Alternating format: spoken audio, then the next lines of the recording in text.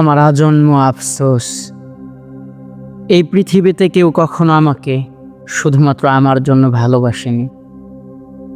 যে আমি, এই মৌলিক মানুষটা, যে ভাঙাচোরা অনুভূতির বাহক, যে রাতের পর রাত নিঃশব্দে নিজের সমস্ত স্বপ্ন কবর দিয়ে চলেছে অবিরাম, সেই আমির জন্য কেউ আসেনি।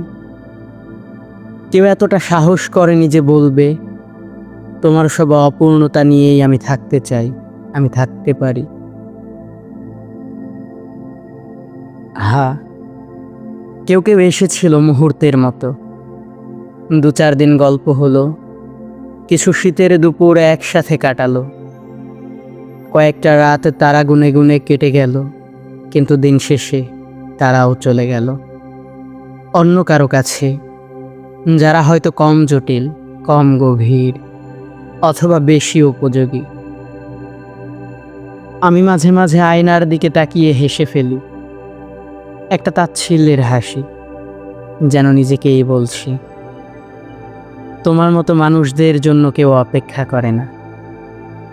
এই পৃথিবী এমন কাউকে তৈরি করেনি যে সমস্ত কিছু পেছনে ফেলে কেবল একজন মানুষের অন্তর জগৎকে ভালোবেসে তারা হাত ধরে থাকতে পারে।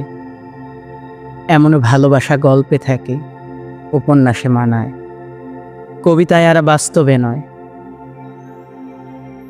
এই পৃথিবী চলে মোহে, চলে শোভিতার টানে, আভিজাত্যের চকচকে মুখোশে, আর আমরা একে একে হারিয়ে যাই, নিজেদের সবচেয়ে নিখাদ অংশটুকু লুকিয়ে রাখি। কারণ কেউ ভাঙা মানুষের সাথে ভাঙতে চায় না, কেউ একজন নির্দিষ্ট মানুষের কাছে এসে পুরোপুরি ভেঙে যেতে সাহস পায় না। ভালোবাসা যেন আজ আর একটা সাহস নয়, বরং এক ধরনের হিসেব, কে কাকে কতটা দিতে পারবে, কে কাকে নিয়ে কত দূর যেতে পারবে। ভালোবাসা এখন বাণিজ্যিক ব্যাপার, আর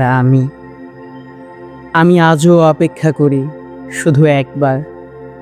শুধু একবার কেউ এসে বলুক, তুমি যেমন তেমনভাবেই চিরদিন তোমার পাশে থাকব। কেউ একবার বলুক, তোমাকে আমৃত্যু ছাড়ছি না। তবুও কেউ আসবে না, কেবলই অপেক্ষা, অনন্ত অপেক্ষা।